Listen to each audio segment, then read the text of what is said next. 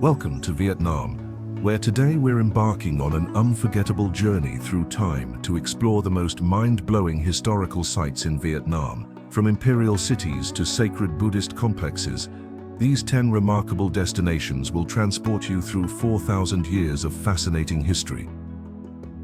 What makes Vietnam's historical sites truly special isn't just their age or architectural beauty, it's how they capture the essence of this remarkable country, a nation shaped by indigenous kingdoms, Chinese influence, French colonization, and modern conflicts. Each site we'll explore today offers a window into a different chapter of Vietnam's extraordinary story.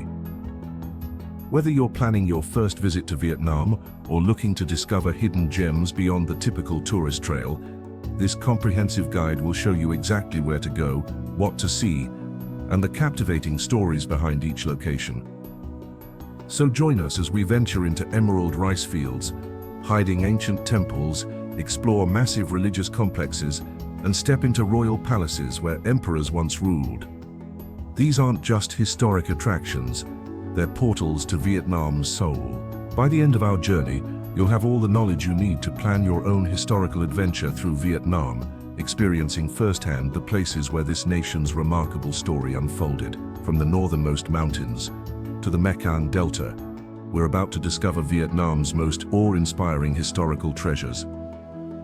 Are you ready to begin our expedition through historic Vietnam? Let's start our journey at the majestic Imperial City of Hue, where Vietnam's last dynasty ruled in splendor and secrecy.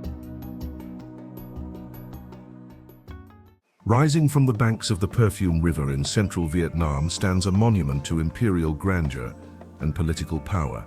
The Imperial City of Hue, constructed in the early 19th century, was the administrative capital and home of Vietnam's last ruling family, the Nguyen Dynasty.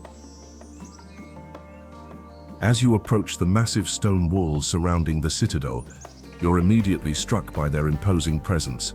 Stretching nearly 6 miles in circumference and standing 21 feet tall, these fortifications were designed not just to protect the royal family, but to symbolize their heavenly mandate to rule. The moat surrounding the entire complex, filled with water from the Perfume River, adds another layer of both defense and symbolic purification. Stepping through the Noon Gate, the main entrance to the Imperial City, you're transported to a world of ceremonial spaces and carefully planned symmetry. Everything here was constructed according to the principles of Feng Shui, with buildings oriented to harness positive energy and create harmony between the human and natural worlds. Within these walls lies the true treasure of Hue, the Forbidden Purple City. Similar to Beijing's Forbidden City but with distinctly Vietnamese characteristics, this was the inner sanctum where only the emperor, his concubines and special servants could enter. Even high-ranking officials were barred from these private quarters. The name Purple refers to the North Star, highlighting the emperor's position as the center of the Vietnamese universe. Tragically, the Battle of Hue in 1968 during the Vietnam War devastated much of the complex of the 160 major buildings that once stood within these walls. Only about 10 survived intact. Walking through the site today, you'll see this painful chapter of history etched into the very stones, with bullet holes still visible in some of the remaining structures. What you're witnessing now is one of the most ambitious restoration projects in Southeast Asia. Since 1993, when UNESCO designated the complex of Hue monuments as a World Heritage Site, archaeological work and painstaking reconstruction have brought several major buildings back to their former glory. The Thai Hoa Palace, with its intricate throne room, now shines with red and gold lacquer work, representing the highest achievements of Vietnamese artisans. As the afternoon light casts long shadows across ancient stone dragons and intricate ceramic decorations, Hue's Imperial City stands as both a testament to Vietnam's past imperial greatness and its modern resilience. It remains not just a tourist destination, but a living symbol of Vietnamese cultural identity and pride. But if the Imperial City reveals Vietnam's royal heritage, our next destination will show you something even more surprising. A Buddhist complex, so vast, it will challenge everything you thought you knew about religious architecture in Southeast Asia. In the limestone karst landscape of Ninh Binh province stands a monument to Vietnam's enduring Buddhist faith. Dinh Pagoda complex, while relatively new in its current form, represents one of Southeast Asia's most impressive religious sites and continues a sacred tradition dating back over 1,000 years. The Dinh complex consists of two distinct sections: the ancient pagoda dating to the 11th century and the new massive complex completed in 2014. Together they create a pilgrimage site of extraordinary proportions, setting numerous national records and showcasing the continued vitality of Buddhist traditions in modern Vietnam. Approaching the new complex, you're immediately struck by its sheer scale. A 0.6-mile boulevard flanked by elegant lotus ponds leads to the main entrance. This approach isn't merely decorative but creates a transitional journey from the secular to the sacred world, allowing visitors to mentally prepare for the spiritual experience ahead. Once inside, the statistics become almost overwhelming. The complex covers 1,700 acres, making it Vietnam's largest Buddhist complex. The main temple hall, Cham the Hall, spans 34,000 square feet and can accommodate thousands of worshippers. 3 massive bronze Buddha statues dominate the interior, each weighing 50 tons and standing 30 feet tall. Everywhere you look, records have been set. The largest bronze Buddha in Southeast Asia, the most Arhat statues in Vietnam, with 500 stone figures, each over 6 feet tall, lining the corridors. Yet what makes Dinh truly special is how it connects Vietnam's ancient spiritual traditions with its present. The architecture, while modern in construction techniques, follows traditional Vietnamese temple design, with curved roofs, decorative dragons, and carefully arranged courtyards. The site remains an active place of worship, not merely a tourist attraction, with monks conducting daily ceremonies and major festivals drawing thousands of pilgrims from across Vietnam. To truly appreciate Dinh's significance, visitors should make the additional journey to the ancient pagoda site, accessible by a scenic boat ride or a hike through the limestone landscape. This original sacred site, nestled in a cave within the mountain, has been a place of worship since the arrival of Buddhism in Vietnam. Inside, ancient stone altars illuminate the long history of spiritual practice in this region, creating a striking contrast with the grandeur of the new complex. Dinh exemplifies how Vietnamese Buddhism has always adapted to changing times while maintaining its essential character. From simple cave shrines to imperial pagodas to modern mega-complexes, Buddhist architecture in Vietnam continues evolving while preserving traditional spiritual functions and cultural significance. For visitors interested in both architectural magnificence and living religious traditions, Dinh offers an unparalleled window into Vietnamese spiritual life across the centuries, demonstrating how ancient faiths continue to flourish in modern Vietnam. But while these massive temples showcase Vietnam's spiritual grandeur on land, our next destination will reveal an entirely different way of life, one where entire communities have thrived for centuries, not on solid ground, but on the emerald waters of one of the world's most spectacular natural wonders. Imagine waking up each morning to the gentle rocking of your home on emerald waters, surrounded by towering limestone islands that look like dragons emerging from the sea. For generations of Vietnamese fishing families in Ha Long Bay, this was not imagination, but daily reality. While most visitors come to Ha Long Bay for its breathtaking landscape of nearly 2,000 limestone karsts and islets, many miss the remarkable human history written across these waters. The floating villages of Ha Long Bay represent one of the most unusual historical settlements in Vietnam, with evidence suggesting people have lived on these waters for over 500 years. The origins of Ha Long Bay's floating villages are deeply connected to Vietnam's maritime history. Early records indicate that by the late 15th century, fishing communities had established permanent floating settlements here. These villages emerged for practical reasons. Living directly on the water meant immediate access to fishing grounds, protection from land predators, and critically, a form of tax avoidance during imperial times when land-based properties faced heavy taxation. Approaching one of the few remaining traditional floating villages like Koa Van, you immediately notice the ingenious adaptations these communities developed. Traditional wooden houses built atop pontoons or supported by multiple boats allowed families to create relatively spacious dwellings despite the challenging environment. Children learned to row before they could properly walk, and swimming was not a recreational activity, but an essential life skill. What many don't realize is that these floating communities played a crucial defensive role throughout Vietnamese history. During periods of mainland invasion, particularly during Chinese incursions and later French colonization, these mobile villages served as information networks, with fishermen carrying messages between resistance forces. Their intimate knowledge of the countless hidden caves and passages through the karst islands proved invaluable for Vietnamese defenders who could appear and disappear almost magically to confuse enemy forces. Archaeological evidence discovered in caves throughout Hue Long Bay suggests these waterborne communities have ancient predecessors. Stone tools dating back 18,000 years indicate human activity in this region since prehistoric times, with some researchers theorizing that early humans may have lived in the countless caves dotting the limestone islands, venturing onto the water for fishing. Today, only a few authentic floating villages remain, as government resettlement programs have moved many residents to mainland communities for environmental protection reasons and to provide better access to education and healthcare. While this transition preserves the ecological balance of Hue Long Bay, it marks the gradual disappearance of a unique way of life that survived for centuries. What makes Hue Long Bay truly special is this layering of human and natural history.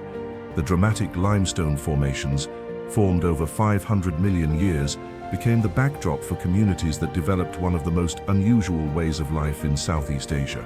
But as fascinating as these floating villages are, they're just one way Vietnamese people have adapted to their environment. Next, we'll explore something even more remarkable: hidden passageways beneath the earth where thousands lived, fought, and even gave birth during one of history's most intense conflicts. While the major historical sites we've explored offer incredible windows into Vietnam's past, some of the most rewarding experiences await those willing to venture beyond the standard tourist circuit. Here are several remarkable historical destinations that deserve a place on your itinerary, but often get overlooked. The Quoc tunnels, located just outside Ho Chi Minh City, represent one of history's most extraordinary feats of guerrilla engineering. This vast underground network stretched over 120 miles at its peak, with multiple levels reaching depths of up to 10 meters. During the Vietnam War, these narrow passages housed entire communities who lived, fought, and even gave birth beneath the earth.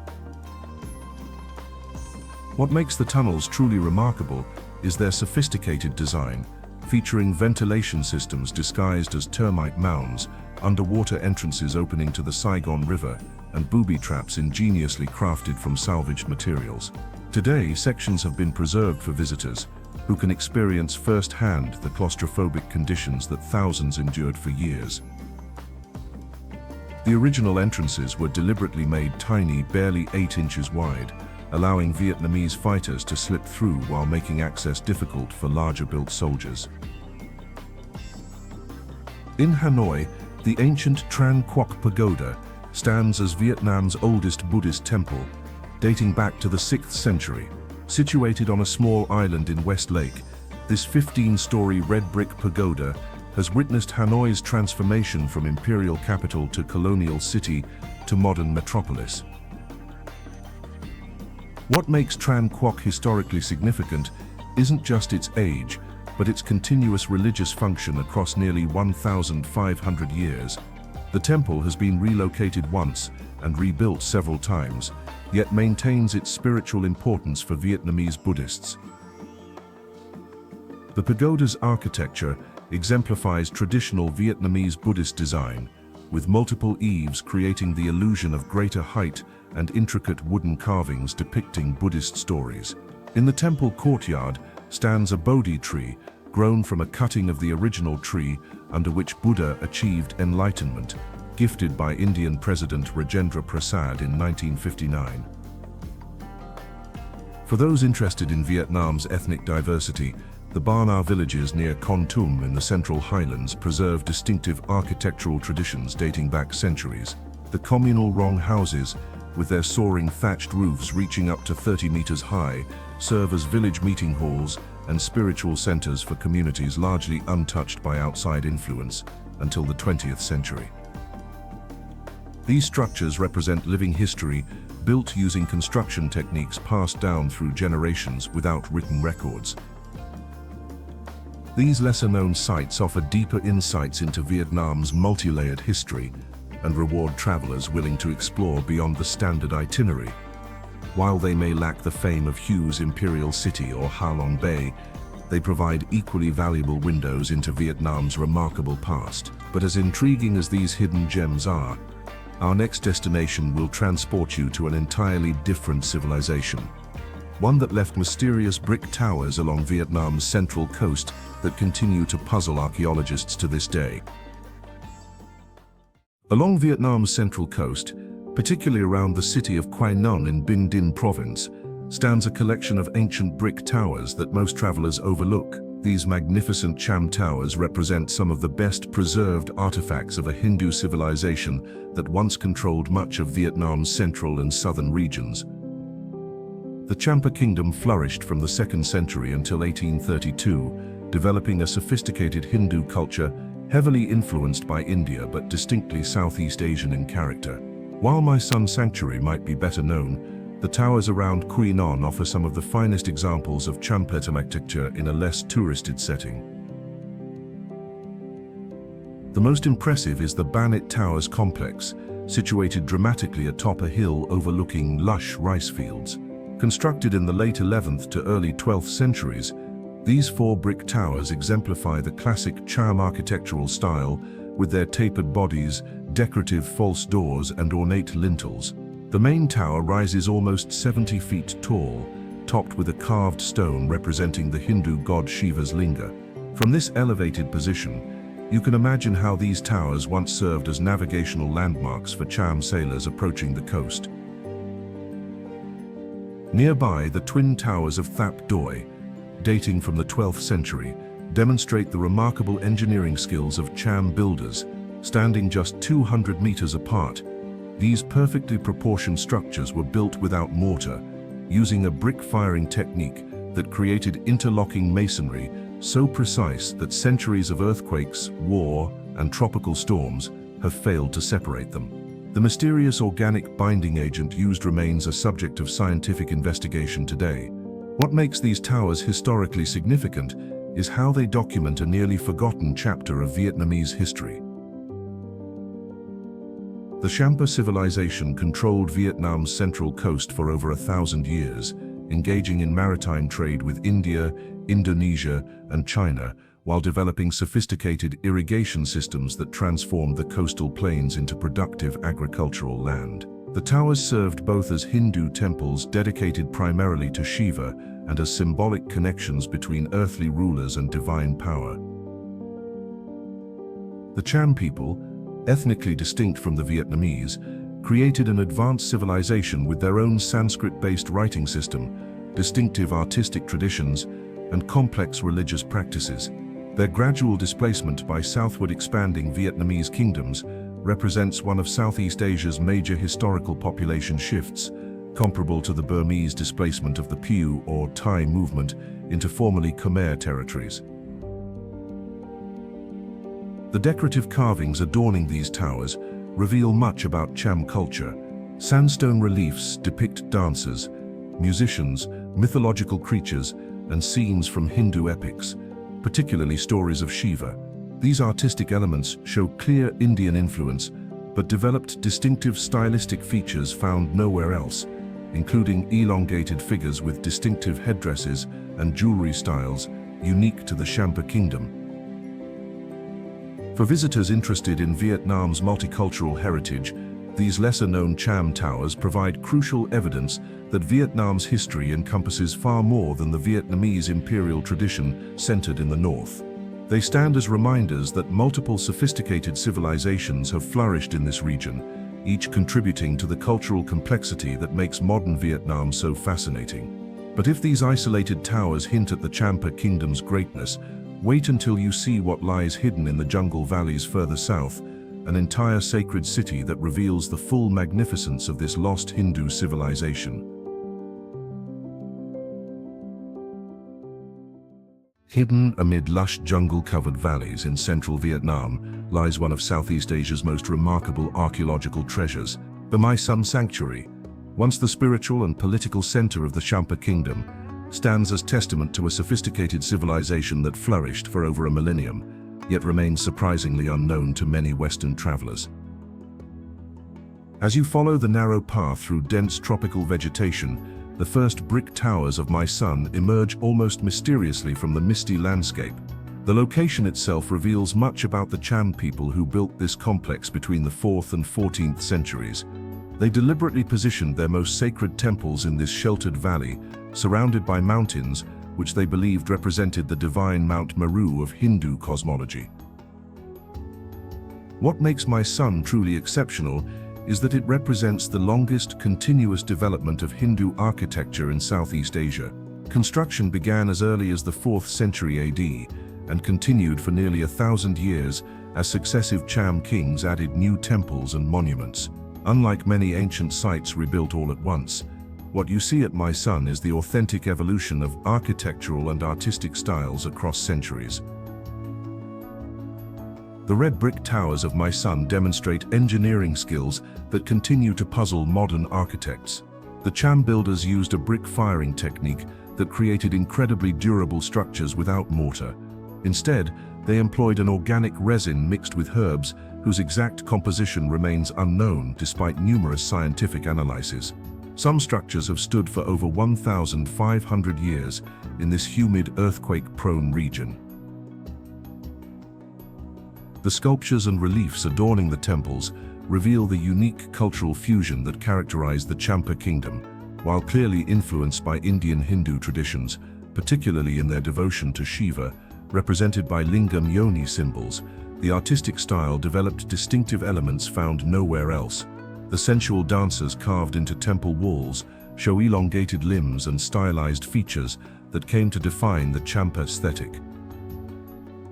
Tragically, much of My Son's splendor was destroyed during the Vietnam War.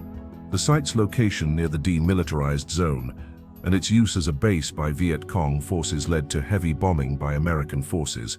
Of the 71 temples documented by French archaeologists in the early 20th century, only about 20 structures remain standing today. Walking through the sanctuary, you can still see bomb craters alongside ancient temples, a sobering juxtaposition of ancient and modern history.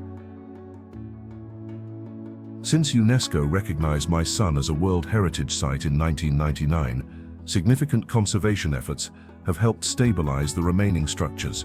Archaeological work continues to uncover new insights about Cham civilization and culture, with many artifacts now preserved in the Museum of Cham Sculpture in nearby Da Nang. What makes a visit to My Son particularly special is the atmospheric setting. Early morning mist often shrouds the temples, and the surrounding mountains create natural acoustics that amplify the calls of tropical birds and monkeys. These environmental elements help visitors understand why the Cham people considered this valley sacred ground worthy of their most important religious buildings. But as we move from the ancient Hindu past to our next destination, prepare for an entirely different world, one where land and water merge to create Vietnam's most productive agricultural region and a way of life unlike any other on Earth.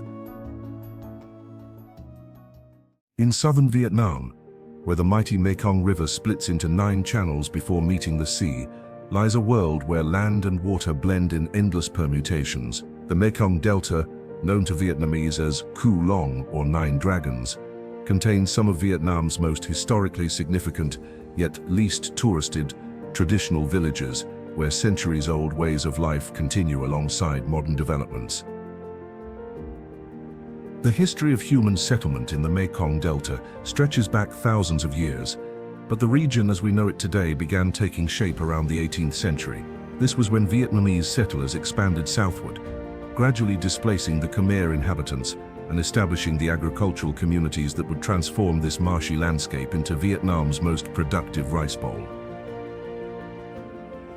Arriving at a traditional delta village like Tan Phong or Phong Dinh, the first thing you notice is how thoroughly water defines every aspect of life.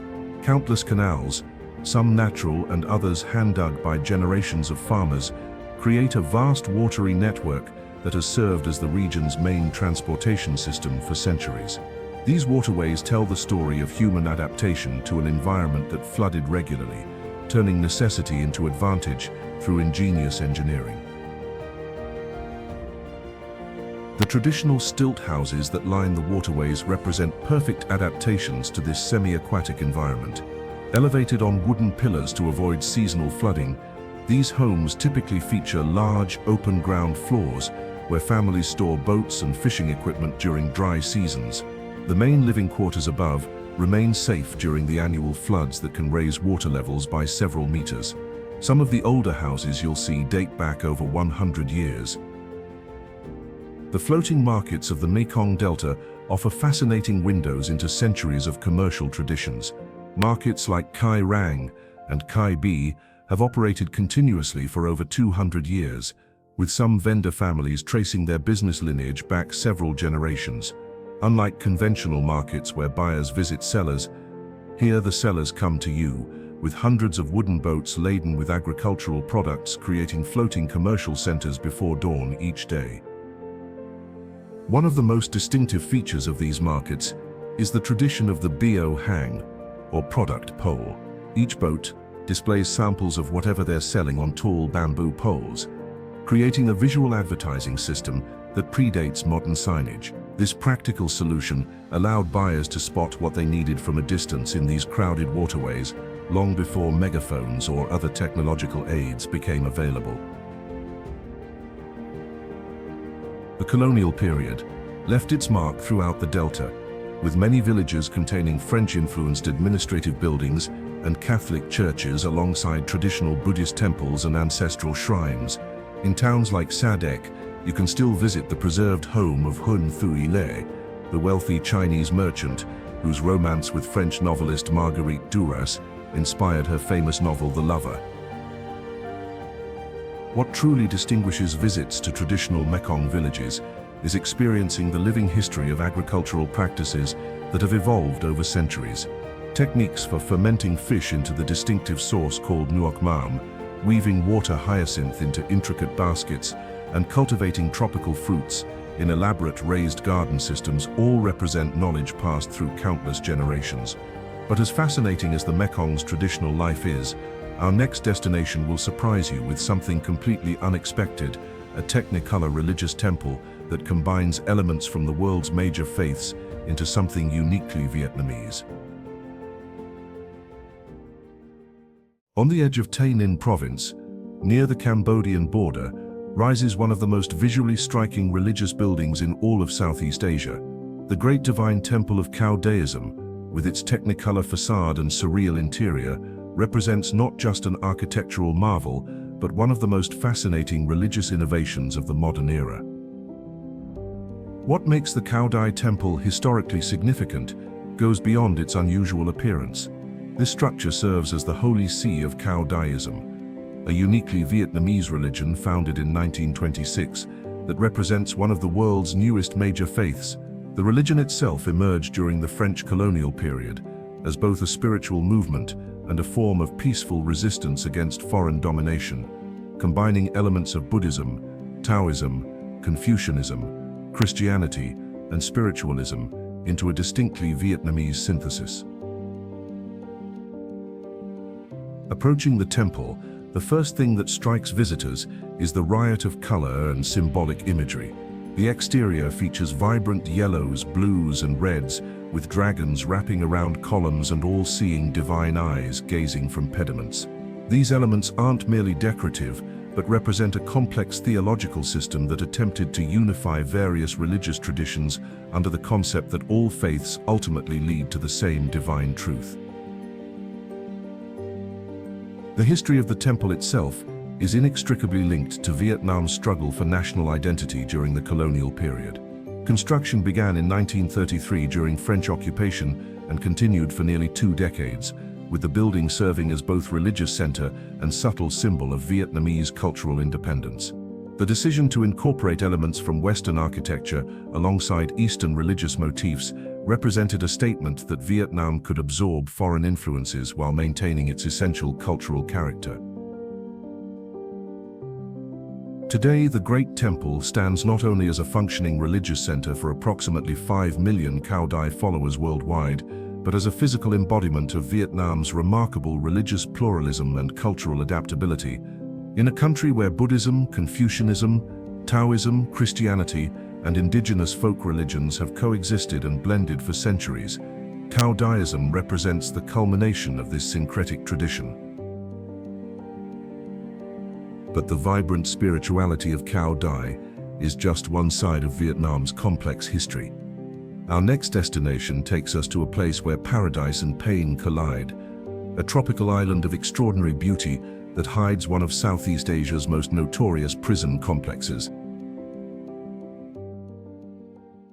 Off Vietnam's southeastern coast lies a group of 16 islands that present one of the most dramatic contradictions in all of Southeast Asia.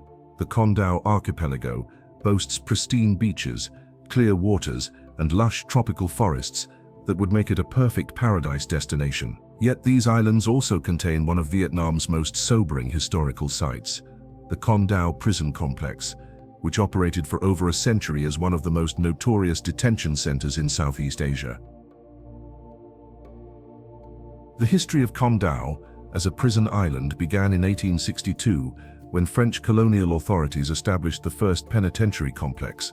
The location was chosen specifically for its isolation, surrounded by shark-infested waters and difficult weather conditions that made escape nearly impossible. What many visitors find chilling is learning that the French deliberately modeled facilities here after the infamous Devil's Island in French Guiana, creating what became known as the Devil's Island of Indochina. Approaching the main prison complex in the town of Con Son, you're immediately struck by the ominous appearance of the buildings. Massive stone walls topped with shards of glass and barbed wire enclose cell blocks constructed with thick concrete designed to trap heat, creating unbearable conditions in Vietnam's tropical climate. This architectural cruelty was intentional, part of a system designed to break both the bodies and spirits of prisoners. What makes Con Dao historically significant is its continuous use as a detention center across 3 distinct periods of Vietnamese history. First established under French colonial rule, the prisons later operated under the South Vietnamese government and were only closed in 1975 with the end of the Vietnam War. This continuity provides a physical timeline of Vietnam's struggle for independence and national unity through multiple conflicts. The prison complex contains several distinct sections that tell different chapters of Vietnam's colonial and wartime history. The French-built sections, dating from the 1860s through the 1940s, housed thousands of Vietnamese prisoners, many incarcerated for nationalist activities opposing colonial rule. Walking through these older cell blocks, you'll see the infamous tiger cages, tiny cells where up to 14 prisoners were crammed together in darkness, often shackled to metal bars embedded in the floor. The historical significance of Con Dao extends beyond the physical suffering that occurred here. The prison inadvertently became a formative training ground for Vietnam's revolutionary leadership. Many prominent figures in Vietnam's independence movement and subsequent communist government spent years imprisoned on the island, including future Prime Minister Pham Van Dong and revolutionary leader Le Duc Tho. The shared hardship created lasting bonds among prisoners who would later lead the country. The cemetery on Con Dao contains graves of over 20,000 prisoners who died in captivity, many in unmarked graves. The Hang Duering Cemetery has become a place of national pilgrimage, particularly to the grave of Vo Thi Sao, a young female revolutionary executed by French forces in 1952 when she was just 19 years old. Her grave is frequently covered with fresh flowers, incense and offerings from Vietnamese visitors who regard her as a symbol of patriotic sacrifice. Today, Cham Towers represents an important site of what scholars call dark tourism, drawing visitors who seek to understand difficult aspects of history through direct experience of the places where they occurred. The Vietnamese government has preserved the prison complex as a memorial and museum, recognizing its significance in the nation's long struggle for independence and unity. But as powerful as Cham Towers' prison relics are, our final historical treasure returns us to imperial splendor. Get ready to discover the magnificent royal tombs where Vietnam's last emperors created palatial resting places that rival any burial sites in the world. In the rolling countryside surrounding Hue lie some of Southeast Asia's most spectacular royal burial sites. The imperial tombs of the Nguyen dynasty represent far more than final resting places for Vietnam's last emperors. They are elaborate complexes combining elements of palaces, gardens, and temples, designed not just to commemorate the dead, but to celebrate their achievements and ensure their comfort in the afterlife. Among the most impressive is the tomb of Emperor Minh Mang, located about 7 miles from Hue city center. Approaching this vast 44-acre complex, you first cross the honor courtyard where stone mandarins, elephants and horses stand in eternal attendance to their emperor. Unlike Western royal tombs focused primarily on the burial site itself, this complex follows traditional Vietnamese cosmological principles with over 40 structures arranged symmetrically along a central axis oriented precisely according to Feng Shui principles. In stark contrast stands the tomb of Emperor Khai Dinh, constructed between 1920 and 1931 and representing a dramatic departure from traditional Vietnamese imperial design. As you climb the 127 stone steps leading to the main structure, you immediately notice the fusion of Vietnamese and European architectural elements. Concrete materials, Gothic influences, and Art Deco decorative patterns reflect Khai Dinh's controversial relationship with French colonial authorities, whom he cooperated with more closely than previous emperors. The most striking feature of Khai Dinh's tomb is its interior, where traditional Vietnamese lacquerwork and woodcarving techniques were applied to European architectural forms. The main hall contains walls covered with intricate glass and porcelain mosaics, created by Vietnamese artisans trained in both indigenous and Western techniques. The emperor's actual burial chamber features a gilt bronze statue of himself seated atop the sarcophagus, a departure from traditional practice that emphasizes how the Nguyen dynasty was transforming under colonial influence. Today, these tomb complexes serve as crucial reminders of Vietnam's imperial past during a time when rapid modernization transforms much of the country. As you explore these final resting places of Vietnam's last emperors, you're witnessing physical embodiments of a philosophical and political system that governed Vietnam for over a century.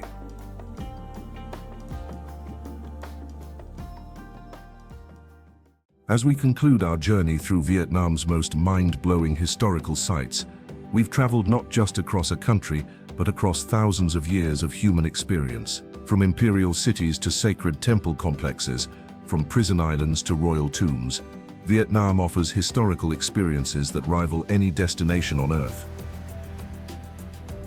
What makes Vietnam's historical sites truly extraordinary is their authenticity.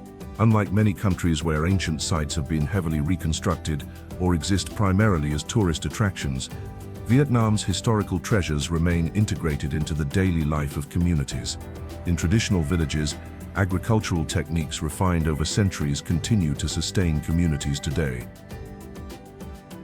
This living connection to history creates experiences impossible to find elsewhere. Standing in the Imperial City of Hue, you're not just visiting ruins, but witnessing ongoing restoration that reconnects Vietnam with its imperial past after decades of war and revolution. Exploring the prison cells of Cham Towers provides not just historical information, but visceral understanding of the extraordinary human cost of Vietnam's independence struggle. Perhaps most remarkable is how each site we've explored reveals a different facet of Vietnamese identity. The Cham temples of Quy Nhon and My Son show Vietnam's historic religious diversity. The Cao Dai Temple demonstrates Vietnamese spiritual innovation. The floating villages of Ha Long Bay and the agricultural communities of the Mekong Delta illustrate Vietnam's remarkable adaptations to challenging environments.